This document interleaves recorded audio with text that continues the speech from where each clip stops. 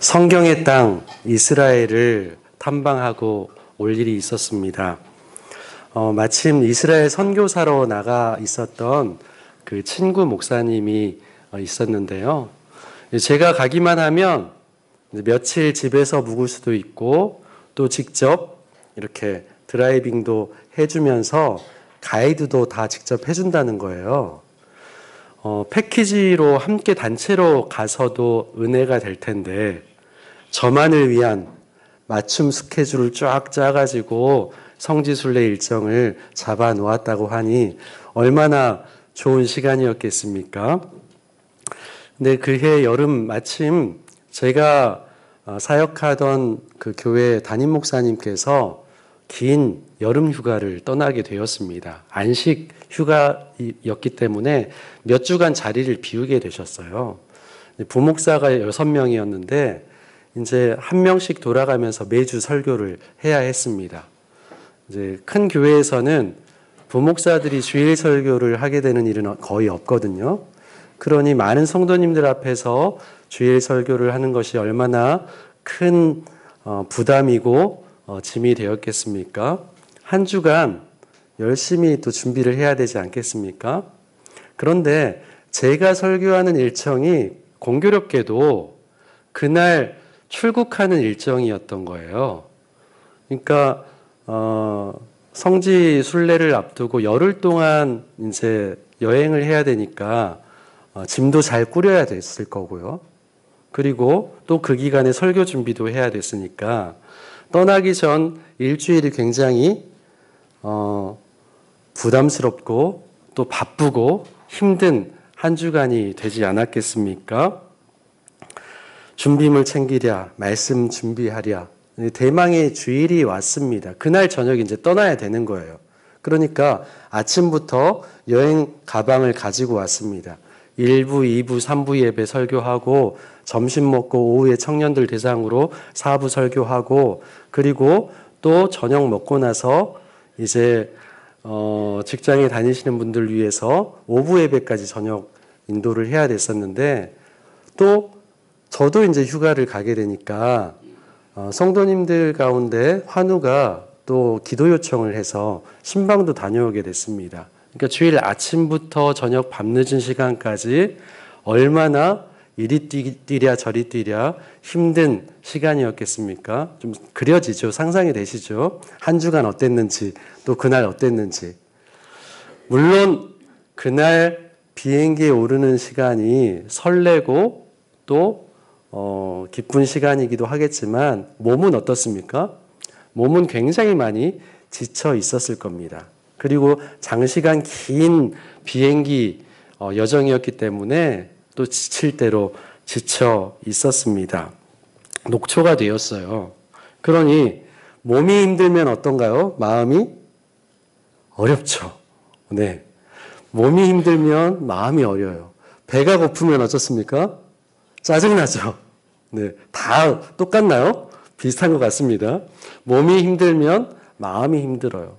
그러니까 아무리 좋은 의도의 여행이라고 한들 마음이 너무 힘드니까 좀 쉬었으면 하는 마음이 있었겠죠. 왜요? 마음이 회복되기 위해서 먼저 몸이 회복되면 좋겠으니까. 도착해서 일단 선교사님이 이제 저를 환영해주고 집으로 향합니다.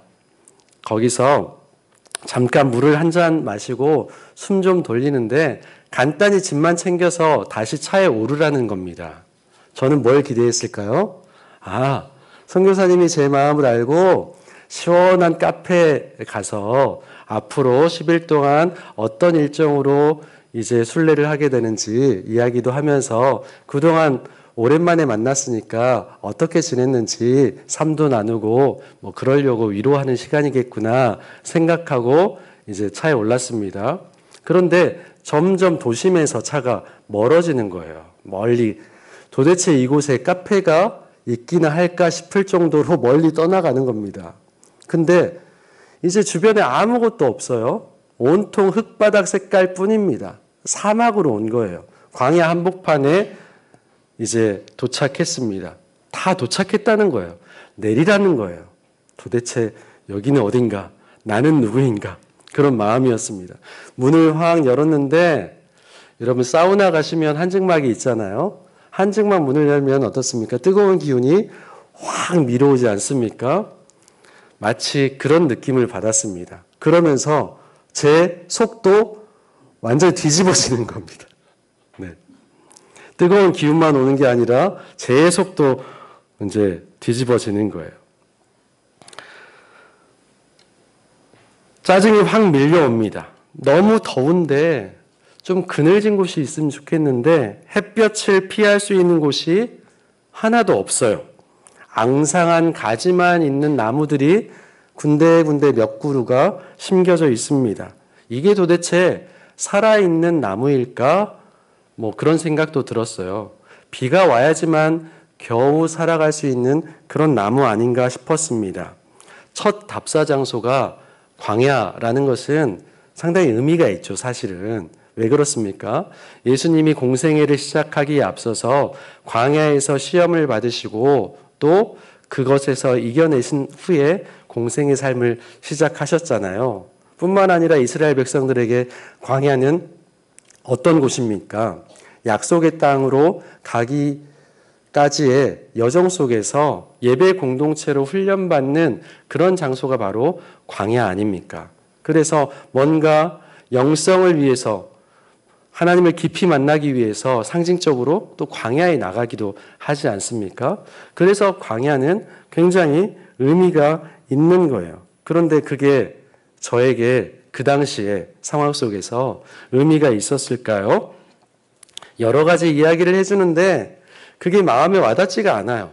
네, 그냥 한쪽으로 듣고 한쪽으로 그냥 흘러보내고 있습니다. 제 마음이 여전히 불편합니다. 시큰둥합니다. 뭐 그럴 줄 알았다 하는 표정을 친구가 지으면서 저 밑에 상당히 높은 지대였었거든요. 저 밑에를 한번 내려다 보라는 거예요. 내려다 봤어요. 거기 가면 뭐가 있을 것 같냐고 물어보는 겁니다. 제가 뭐라고 답했을까요? 거기 뭔가 특별한 게 있어? 이렇게 물어봤을까요? 여기나 거기나 사실 별반 다를 게 없어 보였습니다. 똑같이 거기도 흙바닥 색깔이었어요. 그래서 제가 한다는 소리가 거기 가봐야 뭐 특별한 게 있겠어? 이렇게 가시돋친 말을 하게 된 거예요. 그래서 웃으면서 다시 차에 오르라는 겁니다. 차를 타고 계곡을 굽이굽이 돌아서 이제 내려갑니다. 그런데 생각지도 못한 소리들이 들려요. 사람들 웃음소리가 들립니다. 사람들이 있다는 거예요. 광야에는 사람들이 올 만한 데가 아닙니다. 그늘도 없으니까. 뭔가 좋은 것을 기대할 만한 곳이 전혀 아닙니다. 여기저기서 물이 첨벙첨벙하는 소리도 들려요. 뭐가 있다는 겁니까? 물이 흐르고 있다는 거예요. 네, 물이 흐르고 있다는 거예요. 분명히 위에서 내려다 봤을 때는 크게 다를 바 없었는데 전혀 다른 광경이 펼쳐 보입니다. 그리고 여기저기 나무들도 큰 나무들이 보이는 거예요. 아까는 그냥 앙상한 가지뿐이었는데 여기는 아름드리 나무들이 물 한복판에도 심겨 있고 강변에도 심겨 있어요. 그래서 이파리도 굉장히 무성하게 있습니다. 저도 바지를 무릎까지 걷어 올리고 물에 발을 담가 봅니다. 그제서야 이제 시원하거든요. 이제 기분이 좋아졌습니다. 굳은 마음이 이제서야 풀려요. 짜증이 점점 사라지는 것 같습니다. 만약 뜨거운 태양 아래였다면 여기 물놀이를 하는 가족들도 오랫동안 물놀이를 하지 못했을 거예요. 그런데 나무가 물 한복판에 심겨져 있어서 자연스럽게 그늘을 만들어 주었기 때문에 시원하게 물놀이를 하고 있습니다.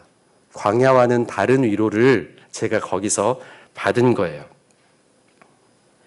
오늘 말씀은 예레미야서라고 알고 읽으니까 그렇지 지혜서에서나 나올 법한 그런 말씀입니다.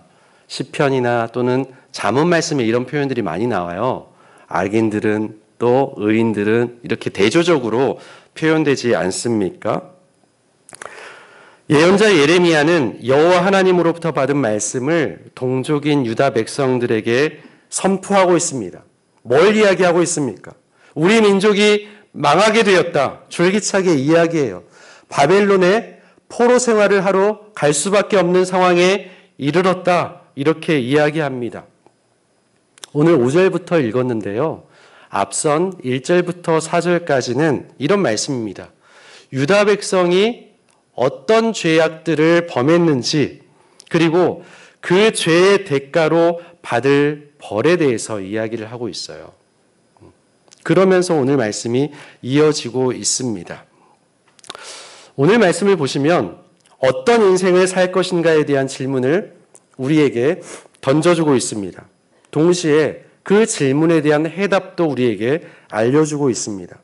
무엇을 의지하느냐에 따라서, 어떤 것을 선택하느냐에 따라서 그 인생이 전혀 다른 인생이 될 것이다 라는 겁니다.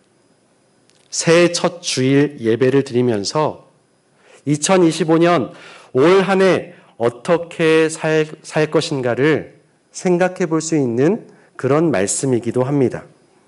우리 5절 말씀을 같이 봉독합니다. 시작. 여호와께서 이와 같이 말씀하시니라. 무릇 사람을 믿으며 육신으로 그의 힘을 삼고 마음이 여호와에게서 떠난 그 사람은 저주를 받을 것이라. 아멘. 먼저 사람을 의지하는 인생입니다. 사람을 믿는다 할 때 그 믿다로 옮긴 원어 동사는 7절에 여호와를 의지하다 할 때 그 동사와 똑같은 동사를 사용하고 있어요. 그러니까 사람을 믿는다는 것은 바꾸어 말하면 사람을 의지한다라는 겁니다. 사람을 의지하는 인생. 몇 해 전에 한 언론사에서 설문조사를 했습니다. 한국 사회는 공정한가? 여러분에게 똑같은 질문을 한번 드려봅니다. 우리 사회는 공정한 사회입니까? 그러면 어떤 분들은 공정하다, 어떤 분들은 불공정하다, 어떤 분들은 대체적으로 아직까지는 불공정하다. 여러 가지 의견들이 있겠잖아요. 그런 질문에 공정하지 않다라고 대답한 사람이 얼마나 될까요? 무려 83%나 우리 사회는 공정하지 않다 이렇게 답했다고 합니다. 중요한 사안이 결정될 때마다 또 어떤 사람을 선택할 때마다 뭐가 작동되냐 하면 연고주의가 작동되더라 하는 겁니다. 연고주의가 무엇입니까? 혈연에 의해서 같은 가족이면 좀 끌어주고 같은 가족이니까 좀 챙겨주고 또 지연이니까 친구들 또 내가 잘 아는 사람이니까 또 땡겨주고 또 학연 같은 학교 출신들을 또 중용하고 이렇다는 거예요. 요즘에는 이제 인사를 할 때 또는 채용할 때 그리고 진급할 때 여러 시스템을 통해서 많이 투명해지기는 했습니다. 그러나 여전히 연고주의가 작동되는 경우들이 남아 있습니다. 그래서 취업하기 위해서, 진급하기 위해서 또는 인생이 잘 나가기 위해서 어떻게 해서든지 뭐를 대보려고 해요? 줄을 대보려고 하죠. 네. 그렇게 특혜로 취업이 이루어지고 진급이 이루어진다면 그야말로 불공정하다 이렇게 생각되지 않겠습니까? 라인을 잘 타야 된다 이런 말도 있잖아요. 그래서 누가 힘 있는 사람인가를 따져서 이 사람이 힘이 있으니까 나는 그쪽 편에 서야 되겠다 하는 거예요. 정치권에서도 있잖아요. 같은 당이면서도 또 어떤 계파 이렇게 있지 않습니까? 그 계파의 수장이 힘이 있으면 이쪽으로 갈아탔다가 또 나는 중도를 지킨다 하면서도 또 이 계파의 수장이 다른 계파의 수장이 또 유력하면 또 나는 그쪽 편에 서려고 하고 이게 또 사람들의 사는 그런 인식들이 아닌가 싶습니다. 사실 우리 인간은 서로 신뢰하며 살아가는 존재들이죠. 서로 의지하며 살아가는 존재들입니다. 하지만 그 이상이 되어서는 안 된다고 성경 말씀은 오늘 경고해 주고 있는 거예요. 혈육을 권력으로 삼는 자, 육신으로 그의 힘을 삼는 자, 요즘에는 그렇지 않는데 옛날 어르신들 보면은 세상에 믿을 거 하나 없어. 내 몸뚱아리 뿐이야. 내 주먹만 믿을 뿐이야. 이렇게 말하는 어르신들도 있지 않았습니까? 그리고 내 경험이 무조건 옳아. 내가 지금까지 살아온 평생이 얼만데 지금까지 내 경험에 비춰보면 이게 다 맞아. 그게 이제 경험을 의지하는 것, 육신으로 힘을 삼는 것이라고 성경은 이야기하고 있는 거예요. 오늘 말씀은 이들을 한마디로 이렇게 요약하고 있습니다. 마음이 여호와에게서 떠난 사람. 마음이 누구에게서 떠났다고요?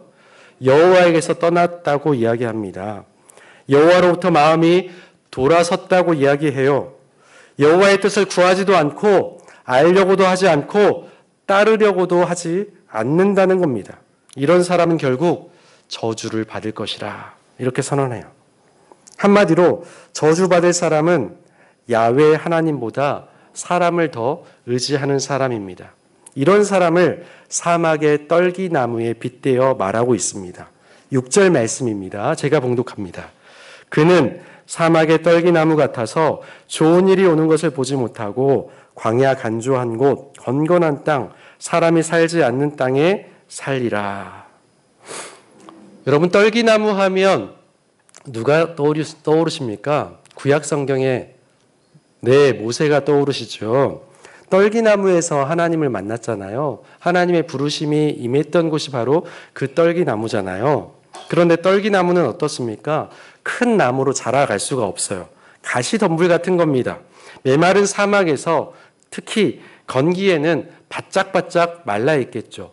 수분이 전혀 없습니다. 그러니까 톡 하면은 금방이라도 부러지는 그런 나무들이에요. 뜨거운 태양 아래서 열을 잔뜩 받아 있습니다. 바람이 조금이라도 불면은 지금 가지들이 열을 잔뜩 품고 있거든요. 그러니까 가지들끼리 서로 비벼대요. 그러다 보면 뭐가 일어날까요?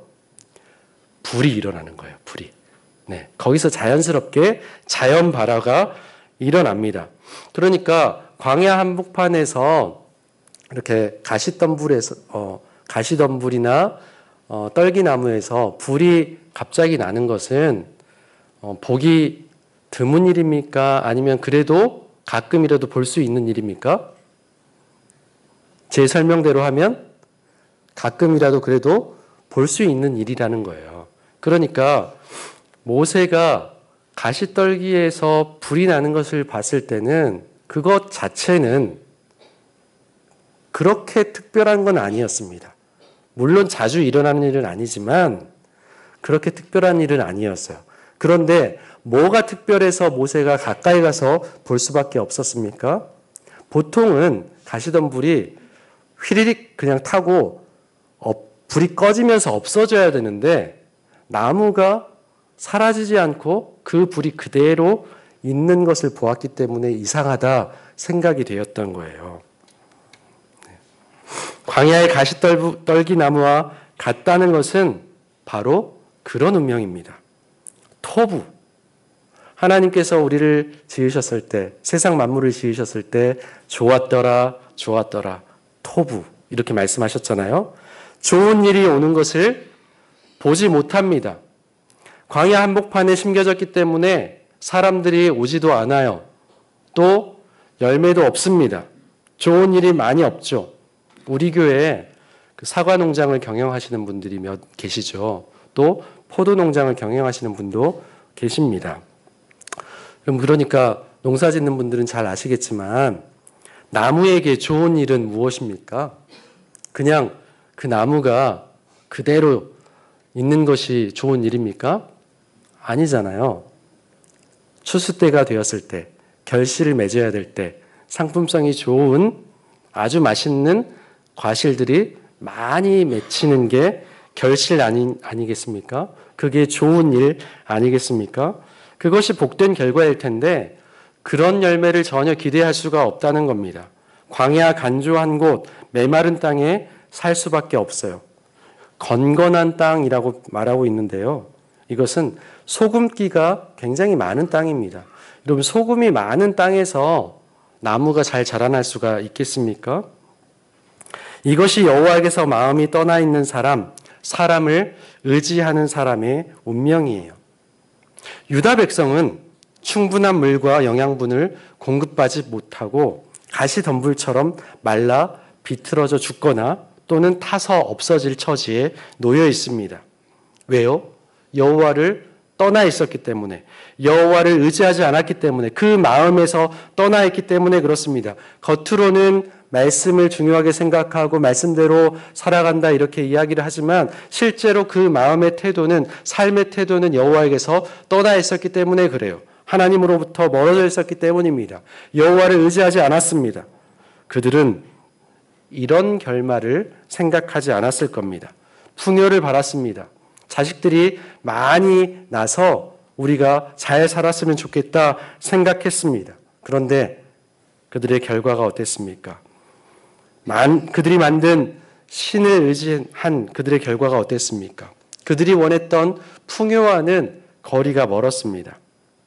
제가 광야에서 처음 만난 그 떨기나무가 만약에 생각을 하거나 말을 한다면 아마 그렇게 말을 했을 거예요. 나는 왜 하필 이렇게 그늘도 없는 뙤약볕 아래에서 물도 주변에 아무것도 없는 이곳에 심겨져서 나는 왜 이렇게 살아갈 수밖에 없을까? 왜 나는 이렇게 고달플까?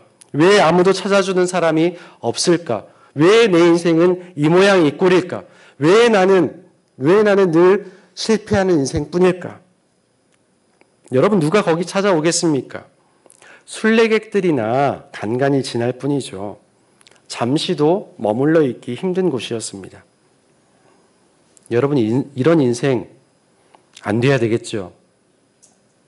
바라기는 우리 인생이 그렇게 되지 않기를 바랍니다. 우리의 마음을 돌이켜 여호와 하나님만 바라보기를 소망합니다. 두 번째로 이제 여호와를 의지하는 사람입니다. 7절 8절 말씀에 어떤 사람이 복받을 만한지 말하고 그런 사람의 운명에 대해서 말을 해주고 있어요. 우리 7절 말씀을 같이 봉독합니다. 그러나 무릇 여호와를 의지하며 여호와를 의뢰하는 그 사람은 복을 받을 것이라. 아멘. 여호와를 의지하는 사람은 어떤 사람인가요? 확실하고 견고한 희망을 가지고 여호와께 피하는 자입니다.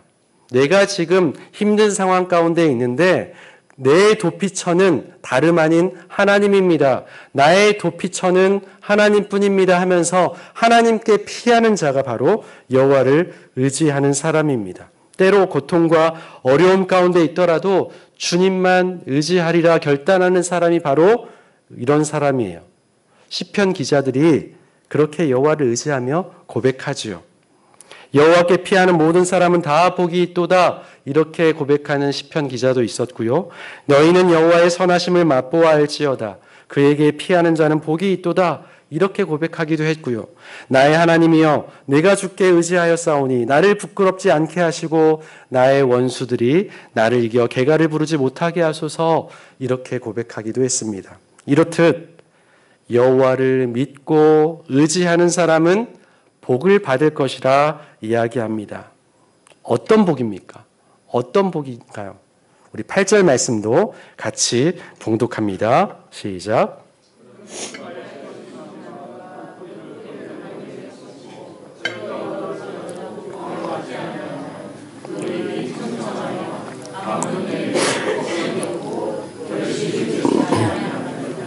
아멘. 물가에 심겨진 나무는 좀 전에 보았던 사막의 떨기나무와는 전혀 달라요. 너무 좋은 환경 속에서 살고 있잖아요. 뿌리를 개울가로 뻗고 있기 때문에 그렇습니다. 더위가 와도 어떻습니까? 걱정이 없겠죠. 가물어도요? 걱정이 없어요. 왜요? 물이 있기 때문에 그렇습니다. 영원히 마르지 않는 늘 흐르는 나할. 이스라엘은 비가 와야지만 강이 이루어지는 그런 와디라는 곳이 있고 비가 안 와도 늘 물이 흐르는 나할이 있습니다. 여기는 나할이에요. 늘 물이 흐르고 있습니다. 몇 해 전까지만 해도 제 아이들이 집 앞에 화단에다가 이렇게 꽃나무를 사다가 같이 심기도 했어요. 예쁜 꽃을 사다가 심었는데 처음에는 열심히 물도 주고 잘 자라도록 그렇게 했어요. 활짝 피었는데 얼마 가지 않아서 곧 시들어 버립니다. 확인해 보니까 뿌리를 깊이 내리지 못했던 거예요. 사실은 원래부터 그곳에 꽃나무를 심을 만한 땅이 아니었던 겁니다. 겉으로 잠깐 화려해 보여도 뿌리가 튼튼하지 못하면 곧 말라버릴 수밖에 없어요. 여러분, 여기 읍에는 잘 찾아볼 수 없지만 우리 시골 깊은 곳에 가보면 마을 한가운데 큰 고목나무 한 그루씩은 늘 있지 않습니까? 제가 어렸을 때 저희 동네에도 그런 나무가 있었어요. 아름드리 나무. 아이들이 거기서 말뚝박기도 하고요. 또 그늘 아래에서 평상이 놓여 있으면 그곳에서 3, 3, 5 어르신들이 모여서 담소를 나누시기도 하고 또 피곤하면 낮잠을 청해 주무시기도 하는 그런 나무요. 이 나무가 얼마나 오래되었는지 높이도 굉장히 높습니다. 또 둘레도요. 아이들 몇 사람이 이렇게 깍지를 끼고 둘러야지만 겨우 두를 수 있는 그런 아름드리 나무입니다. 여러분, 이런 나무들은 뿌리가 얼마나 깊을까요? 눈에 보이진 않지만 굉장히 깊겠죠. 그렇기 때문에 아무리 큰 바람, 태풍이 와도 나무가 쓰러지지 않고 100년 이상 그곳에서 늘 버티고 서 있지 않겠습니까? 뿌리가 두터워져서 땅 위로 이렇게 올라와 있는 경우들도 보기도 합니다. 식물이 건강하기 위해서, 나무가 잘 자라고 건강하기 위해서는 뭐가 중요합니까?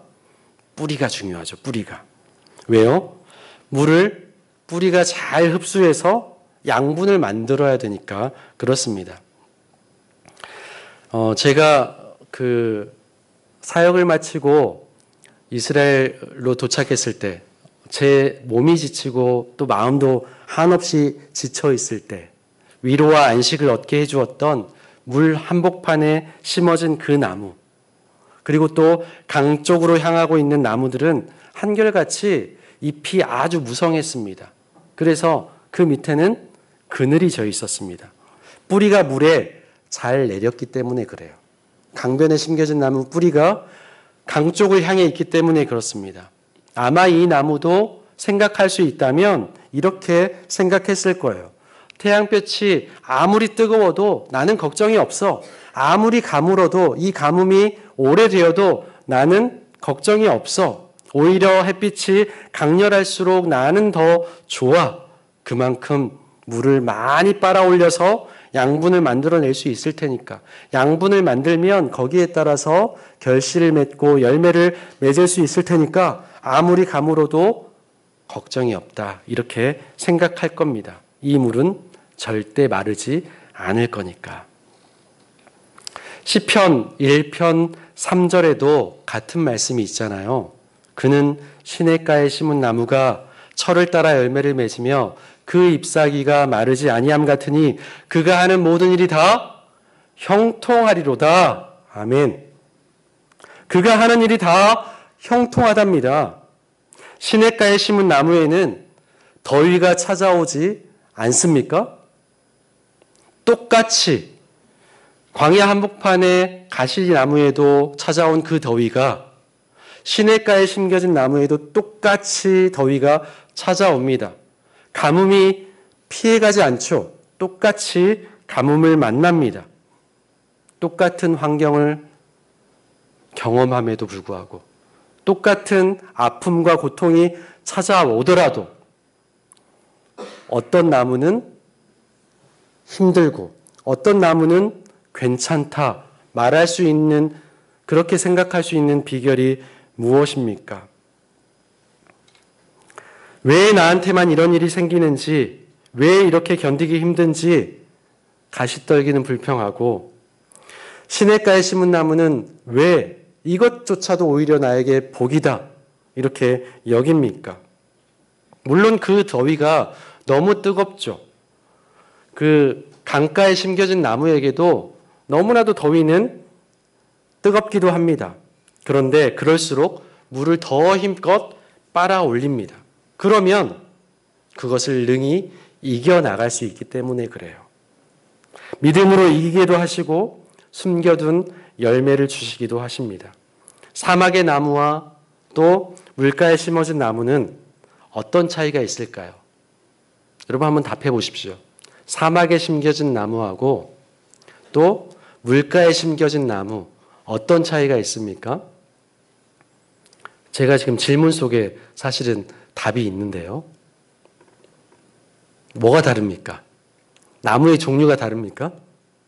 물론 그럴 수도 있겠지만 궁극적으로는 어디에 심겨져 있느냐가 다른 거예요. 하나는 광야 한복판에 심겨져 있고 하나는 물가에 심겨져 있습니다. 어디에 뿌리를 두고 있느냐는 거예요. 어디에 인생의 좌표를 두고 있느냐는 겁니다. 어디에 내 인생의 목적을 두고 있느냐 하는 겁니다. 사랑하는 성도님 여러분, 하나님의 사랑의 강줄기는 마르지가 않습니다. 하나님의 은혜의 강줄기는 절대 메마르지가 않습니다. 오히려 넘쳐 흐릅니다. 마르지 않는 강에 온전히 뿌리 내릴 수 있는 저와 여러분 될 수 있기를 소망합니다. 양다리 걸치지 말자고요. 한 다리는 광야 한복판에, 한 다리는 물 한복판에 그러지 말고요. 우리 온몸을 그냥 풍덩 적셔서 할 수만 있다면 더 힘껏 깊이 뿌리 내릴 수 있기를 바랍니다. 예수님께서 수가성 여인에게 찾아오셨지요. 이 물을 마시는 자마다 다시 목마르려니와 내가 주는 물을 마시는 자는 영원히 목마르지 아니하리니 내가 주는 물은 그 속에서 영생하도록 솟아나는 샘물이 되리라. 우리 안에 마르지 않는 샘을 모셔야 합니다. 마르지 않은 샘은 예수 그리스도이십니다. 욕망의 샘에 기웃거릴 것이 아니라 영생하도록 솟아나는 샘물 예수 그리스도를 우리 마음속에 우리의 삶의 주인으로 모셔야 합니다. 하나님을 믿는다 하면서 오히려 사람의 힘에 기대는 경우가 많이 있습니다. 우리의 지식에 경험에 의지하는 경우가 많이 있습니다. 그렇게 얻을 수 있는 것들이 있죠. 그런데 그렇게 얻은 것들은 쉬이 사라지게 될 것입니다. 그러나 물가에 심은 나무처럼 풍성한 삶을 누리고 어떤 어려움이 닥치더라도 주님 주신 힘으로 넉넉히 이겨내고 또 끊임없이 열매를 맺는 저와 여러분 그리고 우리 가정 또 우리 거창영락 믿음의 공동체에 될 수 있기를 소망합니다. 여호와를 의지하는 인생이 되기 위해서는 하나님의 뜻을 잘 알아야 합니다. 알 뿐만 아니라 그 뜻대로 순종해야 돼요. 그것이 여호와를 의지하는 길입니다. 이스라엘 백성들이 여호와의 율법을 몰랐습니까? 많이 알았습니다. 달달 외울 정도였습니다. 그러나 그 말씀대로 순종하고 따르지 않았기 때문에 망하게 된 것입니다. 말씀대로 믿고 말씀대로 살아가는 삶, 그것이 여호와를 의지하는 삶입니다. 말씀대로 믿고 살아야 우리의 삶을 온전하게 주님의 뜻대로 누릴 수 있습니다. 우리 거창영락교회는 모든 성도들이 말씀대로 좀 고지곧대로 믿어보십시다. 말씀대로 살아보십시다. 그리고 그 말씀이 우리의 삶을 어떻게 바꾸시고 인도하시는지 한번 지켜보십시다. 기대하는 마음으로 순종하며 따라갈 때 온전하게 우리의 삶을 누리게 하실 주님이심을 고백하며 또 올 한 해를 그렇게 살아갈 수 있는 온 성도가 될 수 있기를 소망합니다. 기도하겠습니다. 하나님 아버지, 하나님을 믿는다 하면서 우리 지식과 경험과 다른 사람과 그리고 환경을 의지하고 또 여러 어려움이 닥칠 때마다 내 인생은 왜 이 모양일까 한탄하며 쓰러져 있던 우리의 모습이 아니었는지요. 하나님, 우리의 믿음의 뿌리를 영원히 마르지 아니하는 사랑의 강줄기, 은혜의 강줄기에 더 흠뻑 깊이 뿌리낼 수 있게 하셔서 어떠한 환난과 어려움이 찾아올지라도 그것을 넉넉히 이겨낼 수 있게 하시고 그 이후에 주실 많은 풍성한 열매들을 소망하며 나아갈 수 있는 우리의 여정이 될 수 있도록 도와주시옵소서. 감사하며 예수님의 이름으로 기도합니다. 아멘.